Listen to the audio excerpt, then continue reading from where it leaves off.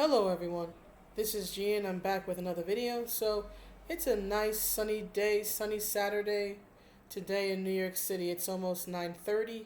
I hope you are doing well. So there are two topics I'm going to cover in today's video. One is John Campea's very bad hot take, and some comments made by Leslye Headland as regards white women and queer representation. And the Leslye Headland part, I have to thank Pop Star Princess 1234 because it was, I'm assuming Pop Star Princess is female given the name. If I'm wrong, please let me know. But it was Pop Star's comments on my video that brought to my attention what Leslye has said. So those are going to be the two topics covered in today's video. And of course, they're both related to the same thing, which is the new Star Wars female-centric TV show, or rather Disney Plus show, that is supposedly in the works. According to Clownfish TV, actually, that news was broken by Leslye. They suspect, given that their history with Disney and people in the know, they're of the opinion that Disney did not give the okay for this information to be leaked, that if that had been an official announcement from Disney, that it would have been done in a different way. So Clownfish is of the opinion that Leslye is basically sort of acting alone, as it were, in revealing this information. And hey, it would not surprise me if the Clownfish crew are correct. They're right about a lot of things, especially given their knowledge and their history with Disney. It wouldn't surprise me. So anyway, on to, first of all, John Campea. I came across Campea's comments on the heel versus babyface channel. And here's the thing. The clip, which is on John Campea's channel, he didn't take it down, at least not yet. It's about 11 minutes long, and what happens is that in the beginning of the clip, he is asked by some people on Twitter. He shows some Twitter comments, right, asking him about his opinion on, again, the new female-centric martial arts Star Wars. And so what John starts off with is saying that anybody, and I'm paraphrasing here, right, but he leads like 3 words in. He says that, more or less, he says that anybody who is critical of it is a man baby, and then he tries to move on. Before his co-host Aaron actually sort of stops him in his tracks and tells him that she actually has a very different opinion, and that she herself is tired of shows leading with the strong female character. And she brings up a lot of good points, similar to the ones I brought up in my own video, sharing my own misgivings about this show. Which, again, nothing is confirmed until, the show is aired, especially given the coronavirus and everything. Now, here's the thing for me about John. The way John approached this was just bad. When you lead with the term man babies, when you go on the attack, you don't do anything productive or positive with that. That's not trash talk. That's not clever wordplay. That's just being insulting and dismissive to be insulting and dismissive. And honestly, John, all you did by leading with, well, it's just the man babies who are upset and let's move on with this. First of all, John, no. When you lead with that, when you lead with aggressive, incendiary language, all that's going to do is convince people who already don't share your views to dig in their heels, right? Because now they feel threatened, now they feel attacked. They're not going to want to hear you. You can make every point imaginable. You can make the point of points. You could be incredibly nuanced. You can make the argument of all arguments. But it's the way you led, right? It's that old saying, right? The first, first impressions, right? Sayings about first impressions and how they last forever. So here's the thing, John. I don't know much about your work, but here's the thing. If you're going to lead like that, calling people who are critical of what Disney is doing with Star Wars, such as myself, who is female. I know, unisex name, masculine personality, but I am indeed a woman. But if you're going to lead with that, well then, I don't want to hear anything else you have to say, to be honest. Now, that may not mean a damn thing to him, but I don't think I'm the only one of this opinion. And here's the thing, John's video, because I was just on it, because I actually wanted to hear the full clip for myself. I've heard it in many other videos, but I wanted to go to the horse's mouth, as it were. He has turned off the number of likes and dislikes on the video, so it's just saying just like and then dislike. And from what I've seen of people who do that, they tend to turn off the comment section soon afterward because they can't take the criticism. You see, that's what happens, John, when you lead with such dismissive, insulting language and you address this to a bunch of people that you don't know. You called me a man baby. First of all, I'm not a dude, nor am I a sexist. But I am an opinionated woman. And in my opinion that I expressed in the video I did about this, yeah, I have a lot of misgivings about Star Wars doing another female-led show when they already ruined the series with the Disney trilogy, which has 4 films, mind you, 4 films, like that. There we go, 4 films, trilogy, but it has 4 films, totally desecrated Luke and Han and all the male characters. It did nothing to help Rey or Leia or any other female character, right? And as I said in the video, right, especially last year, given that the majority of major films that had a female director, had a female lead, were bad films that failed because they were bad films, but because these bad films kept pushing that we have women argument, guess what? It creates an association of woman equals failure, female equals failure. Is that a correct assumption to make? No, of course not. Sorry. It's not a correct assumption to make, but it is the assumption many people are going to come to. You see, that's a valid argument. I can make a valid argument and say and explain, hey, this is why I don't agree with this. But leading with, well, anybody who disagrees with it is a man baby, and 75% of the shows they're working on are going to be male-led anyway. That's not an argument. That's not an opinion. That's not explaining your position, John. That's being insulting and dismissive, and all it does is simply continue the divide and the fight between fans who simply want good work and Lucasfilm or Disney or now even you making an ass of yourself, right? Here's the thing. It's not even that like he's defending them. It's not even like he's defending them. He simply just made a fool of himself and showed his own ass, in my opinion. This simply shows how immature John Campea is and how much of a man baby John Campea is, that he cannot tolerate the fact that there are opposing opinions and people who might actually not be in favor of this. And instead of trying to hear their explanations as to why, instead of actually hearing what they're saying, he immediately wants to dismiss it. He literally, in this clip, says, "Oh, they're just toxic man babies. Let's move on." No, John, them's fighting words. Them is fighting words that in the real world would probably get you hurt. So you're lucky this is the internet and people can't physically come confront you. Because at least where I grew up, you call a guy a man baby, or hell, you call a woman, you call anybody a man baby, a fight's liable to break out, and then we have to involve the cops, and it's just bad all around. But you see, you're able to say these things because you're on the internet. You don't have to face the very real physical consequences of pissing someone off.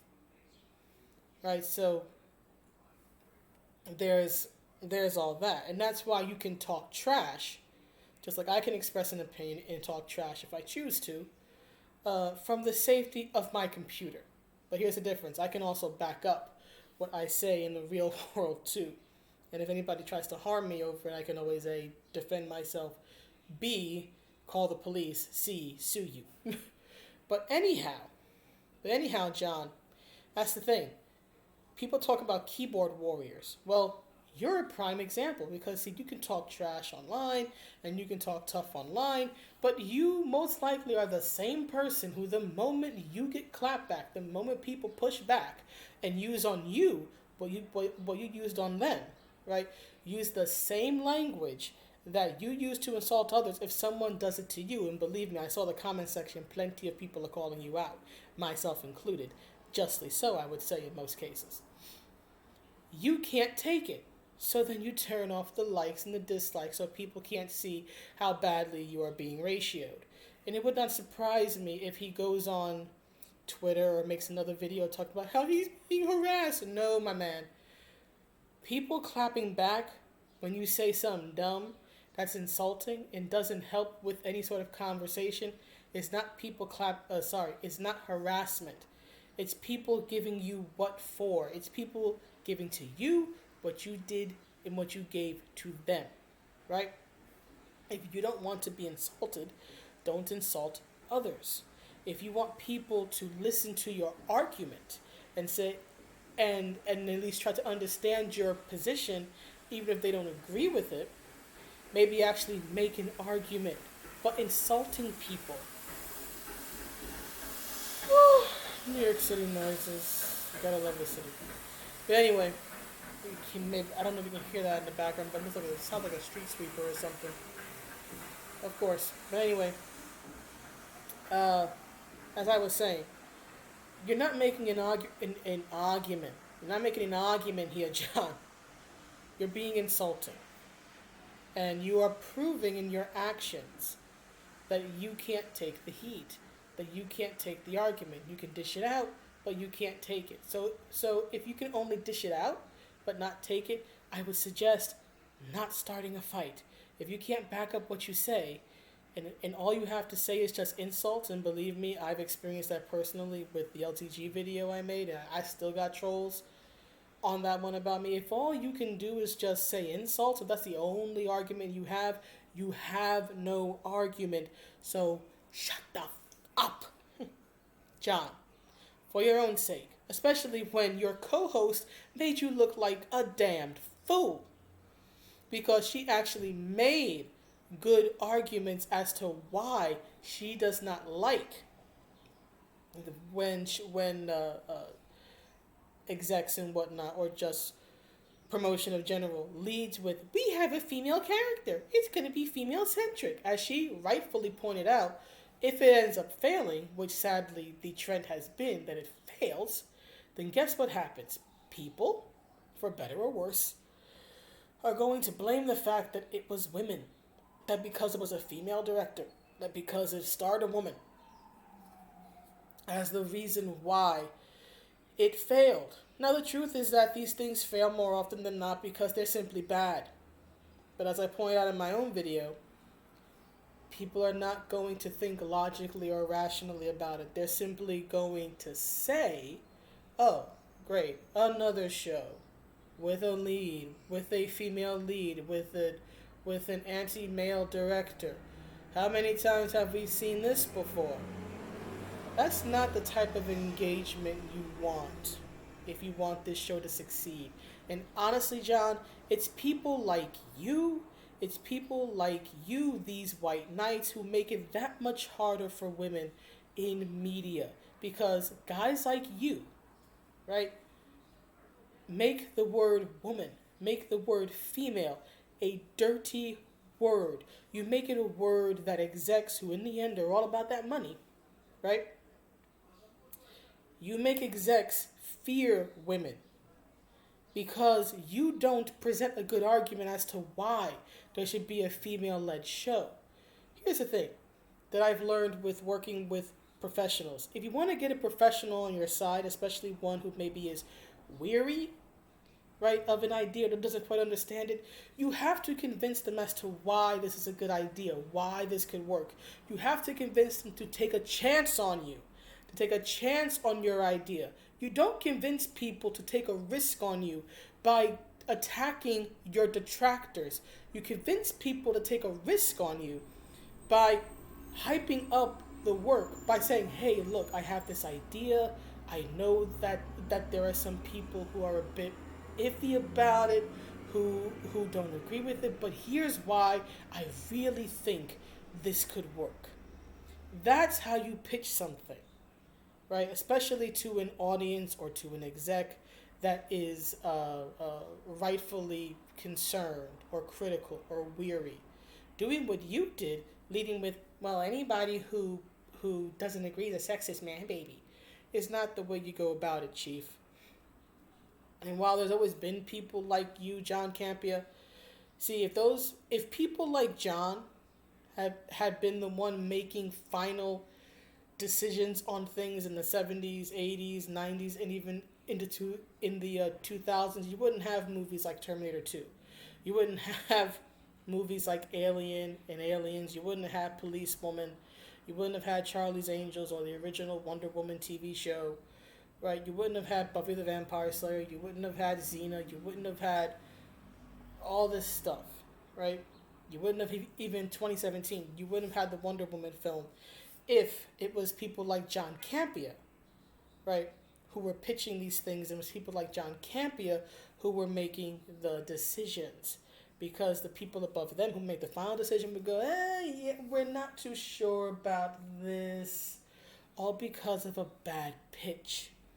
So John, again, if you truly give one iota of a damn about women in media, either learn how to make an argument and to plead your case and to make the idea of women in media or a female-centric show a good one. You have to know how to address and allay people's fears and concerns, is basically what I'm trying to say. And if you can't do that, to quote Chris Jericho, would you please shut the hell up? Thank you. Now, come on.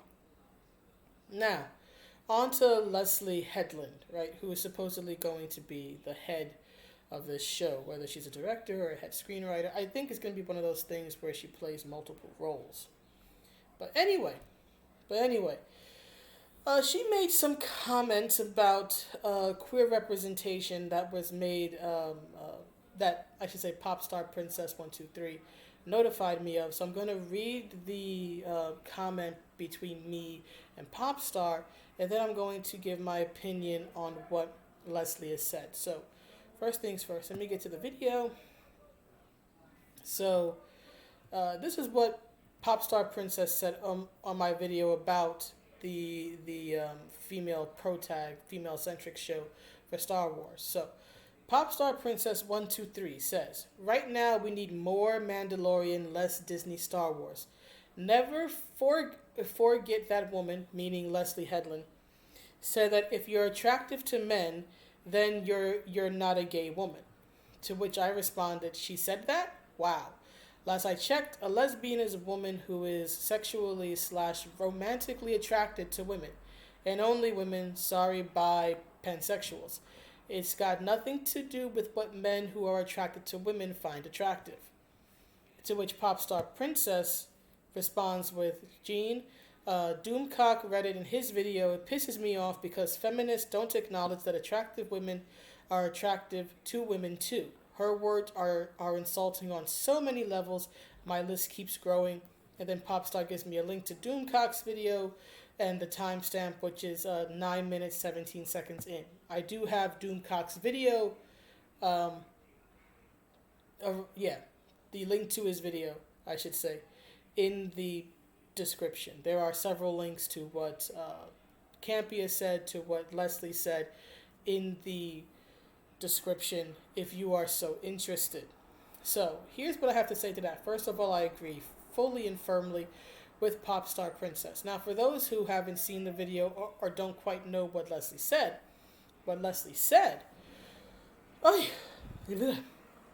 sorry. What Leslye said was that what she was basically talking about is how she's worked with men in the past, and how when it came to queer representation, in particular lesbian representation. She would have to explain to them, oh no, this is not how a gay woman. She also talked about gay men, but in particular gay women, right? This is not how a gay woman looks or how a gay woman uh, behaves. And she brought up the fact that, at least in her opinion, these straight white men were casting women basically to sort of satisfy their own, I guess you could say, sexual desires or perversions, right? What they thought a lesbian looks like. Now, believe it or not, to be honest, I can actually understand to an extent where Leslie's coming from with this. Now, before you click off the video in a rage, hear me out. I can understand to a certain degree if you are working with people who, or rather I should say, if you're working with people where you are the outlier in some fashion, maybe you're the only girl, you're the only non-heterosexual, or whatever it is. And the character you're supposed to be working on, or the work you are working on, is supposed to be about this outlier group that you are a part of. I can understand to an extent going and saying, hey, people who are like me in this fashion do this, or they don't do this. Let me give an example of Native Americans, right? For those who may not know, for those who are new, I am actually biracial. I am African American on my mother's side mostly, and I am Native American mostly on my dad's side, right? So here's the thing. Native American representation in American media is sorely lacking. There's not a lot of it as it is, and when it does appear, it plays into the braids, buckskins, beads stereotypes. Despite the fact that not every tribe dressed that way, believe it or not, the tribes had the different cultures. Right, the Apache and the Cherokee are not the same. Didn't even live in the same areas of the U.S. Right, but what happens in American media typically is that there's this again, beads, braids, buckskin stereotype, which came from Plains Indians, were the Cherokee Plains Indians? I think they were. But anyway, right, it came from that type of Native American. The thing is that this media stereotype has persisted, right? It's persisted, and anytime a Native American character is featured in a work, even one where it's supposed to be taking place in the modern day, right, they will fall into certain stereotypes. They will have long hair. They will dress like they're still living on the plains, although it's 2020. And unless it's part of a ceremony, your average Indian ain't dressed like that, chief. Right? Or they'll wear the war paint, right? Whatever it is. And yes, as someone who is at least partially Native American, yeah, it is annoying to see that time and time again in instances where it doesn't make any sense, right? But this is what happens. The general stereotype is either the Indian who doesn't realize that they're not living in the Wild West anymore, or the Indian who has become so disconnected. And much as I love gargoyles, they played into this stereotype a lot, right? The Indian who is so disconnected from their culture, right, that they have essentially become white, right? And they're living in the modern world. They're living in the white man's world, and they have completely disavowed any and everything about the culture that they grew up in. And then you have this story about how the lost native son, the lost brave, comes back in and fully embraces his culture. Native Americans are not that complex. We're like anyone else, right? Natives are like anybody else, right? There are some who are very much into the traditions. Most, I would say, probably live, especially if they're not living on the reservations, live normal lives. They just happen to be of Native American descent. So, just having seen that in media, I can certainly understand to a certain point, to a certain degree, where Leslie's coming from when she's talking about the representation and the portrayal of gay gay characters, in particular lesbians.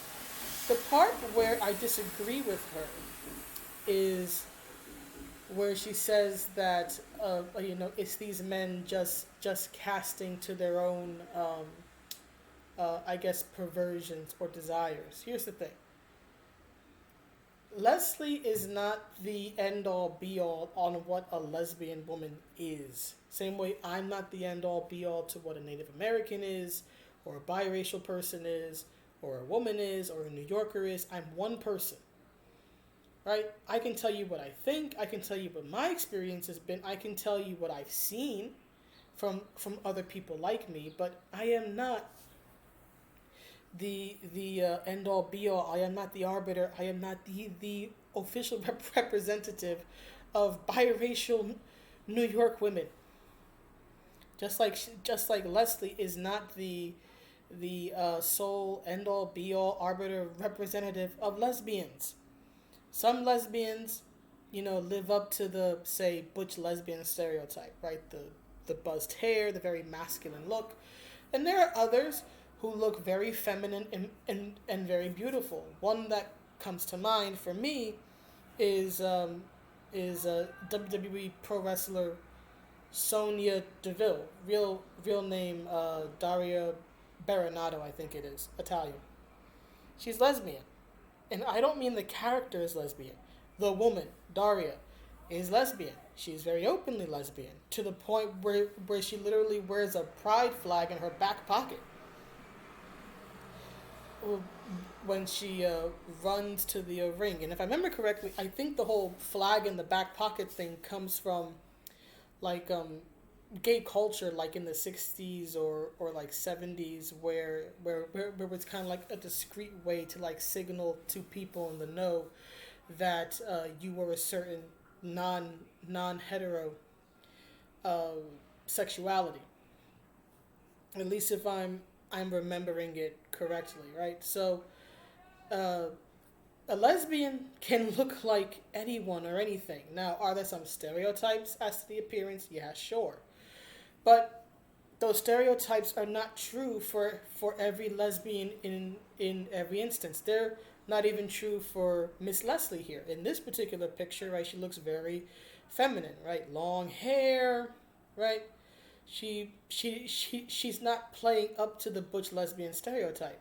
There are other pictures of her where she has shorter hair or her hair is slicked back, where she looks much more masculine. And I will say that in some pictures, looks like the stereotypical, SJW type woman, for lack of a better term. But that's the thing. It's a stereotype for a reason, and people do these crazy things called change their appearances, right? So there could be a straight person. I know she would probably hate it, but there could be a straight man who looks at her in this picture and finds her attractive, but looks at her in another picture where maybe she's playing up maybe the more masculine element of her look or her personality, and they may not be attracted to that, and they may not even realize they are looking at the same person, just at two different points in time. Right, so here's the thing, as I said in the comment. Last I checked, being lesbian or being gay or being straight or anything else is a sexuality. It is about, generally speaking, the gender or genders, for the bi and pansexuals out there, you are attracted to. It is not determined by one's appearance, and it is not determined by what others are attracted to. It's determined by what you are attracted to. Hell, attraction in general works like that. Just because a man is attracted to me doesn't mean that I'm attracted to him. Just because I'm attracted to a certain man or a certain type of man doesn't mean that he will be attracted to me, and vice versa. Lesbianism or whatever sexuality you want to apply this to is not dependent on what a man finds attractive. Are there some lesbians out there that men will find attractive? Yes, they're men. Men who are attracted to attracted to women, right? So straight men, pansexuals, bisexuals, Men who are attracted to women, yes, there are going to be some women they are attracted to because they are attracted to women in general, who, guess what, will not share their attraction. There are some they'll be attracted to. I bet there are plenty of men who are attracted to women, who are attracted to Sonya Deville, the wrestler I mentioned earlier, and guess what? She ain't attracted to them. Maybe some of them are decent looking, don't know, right? You haven't seen them, but she might think that they're handsome from a objective perspective, but I doubt it's going to go beyond that. A perfect example actually is with her and Dolph Ziggler, with this angle that they're playing out on TV right now. Most people would see Dolph and see a handsome man. I have no doubt that Daria looks at Dolph, or Sonya, I should say, since it's her wrestling character. I have no doubt that Sonya looks at Dolph and sees a handsome, attractive man. That does not mean that she's attracted to him. He no doubt looks at her and sees an attractive woman. But he probably also knows that, guess what? She ain't into him. Right? She doesn't like him in that way. So yes, you can be beautiful and be a lesbian. You can be a butch lesbian and still be lesbian. You can be somewhere in the middle and be lesbian. It isn't about how the other person sees you or what they're attracted to. It's about what you're attracted to. That's all that matters in this case. But what frustrates me, well, first of all, before I continue, thank you to Popstar Princess 123 for bringing these comments to my attention. So thank you. But also, what frustrates me the most about Leslie's comments isn't just this in particular, but also there's this 2 minute 30, 2 minute 45-second clip from Variety, which is in the description if you want to see it for yourself. But she goes on about how she's an ally and how white women need to stand up, and how she asks people who are different from her, how do you want to be addressed, and how can I be an ally, and all this BS. Honestly, this little rant she goes on reminds me of a parable Jesus told in the scriptures. Not to get too preachy, but it applies in this case, right? He talks about a religious leader, right? I forget whether it's one of the Pharisees or the Sadducees, but it's a religious leader, right? And this man is just making a spectacle of his holiness, right? He's standing in the center of town, right? He's got all these beautiful, expensive robes on, and he's just making a show of a show about how righteous he is and how he keeps all the commandments and the law, and he washes his arms up to his elbows and all this stuff, right? It's just all about, look at me and how righteous I am. Well, here's the thing, as Jesus noted, that person is not the person to emulate. You know why? Because they're a whitewashed grave. You know what that means? They look beautiful on the outside, but they're dead on the inside.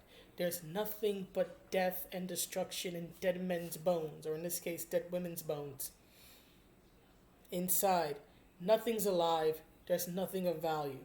And her little rant reminded me of that. This is not the woman to be representing Disney or lesbians or women in media or anything else. If all she can do is talk about how much of a hero she is, then she's not the one to be talking at all. Because all she's doing is just promoting herself. That's all she's doing. It's not promoting the work she's working on, whether it's Russian Doll or Star Wars or anything else. It's all about her. It's self-promotion. And that doesn't help in this situation. Because here's the thing, she can talk all she wants about how much of an ally she is, but honey, what has your allyship actually done? How many people did you help? How many people got a gig that they wouldn't have gotten otherwise because you gave them a good word, right? What did you do to actually help elevate people, right? Because yes, I go around and I ask people how they want to be referred to. That's nice. You know what else is nice? Actually giving a recommendation or a reference or a good word, right? And using your influence, your clout, to help somebody get a job that maybe they believe they are good for, or you know their work and their talent, and you know that they would actually really be good for this, right? Did you do that? If someone's having a hurdle, having an issue, did you go to the higher ups and say, look, I vouch for this person, you know, I really think that they could do this job well, you know me, you trust me, I'm vouching for them, I'm putting my reputation on the line for them, give them a chance. I promise you, you won't regret it. Did you do that even once? Because you don't say that. You say, oh, I said I wanted a black writer. For what? What did you want or need a black writer for? Tell me, because you don't explain it. I wanted a black writer. Are you writing about the black experience? Because that's different for every black person. What did you need a black writer for? Why did you need to specify the race of the writer? Because 9 times out of 10, you don't need to specify someone's race or gender. The only time you would need to is if that actually has an impact in some fashion, right? But unless that's the case, what the hell did you need a black writer for? Why did you need to specifically say, I want a black writer? What? Why? Explain this to me. Why was this so important to you that you had to use black as a qualifier? Because what if you encounter a Hispanic or an Asian person, or God forbid a white person who you, Leslye, seem to be of the opinion that whites don't have various cultures of their own, right? What if that person who is not black can do the job that you're hiring for, or can do it better than a black person? Shouldn't they get the job then? Where does race matter here? I'm not going to say race never matters, but it doesn't matter as much, at least in my opinion, as these progressive types like to make it seem like it does. And then when you ask them, why did you need to specify race in this particular instance, they can never answer you because they don't know themselves. They just know that white bad, white bad, white bad. No, white is perfectly fine. White is perfectly fine. Some of my favorite works are made by white men. And honey, Star Wars, what you're working on, it belonged to George Lucas. It's the creation of George Lucas, a white guy. So really, honey, just check yourself. Check yourself and ask yourself, why are you in this? Because is it really to promote the work, or is it to promote yourself? Because honestly, I think at this point, especially given the fact that Miss Headland here has deleted years upon years and hundreds upon hundreds of tweets. Ooh, honey, you're hiding something, aren't you? But now that she's deleted all of these tweets, well, honey, I've got no reason to believe that your involvement in this project, whatever it is going to help.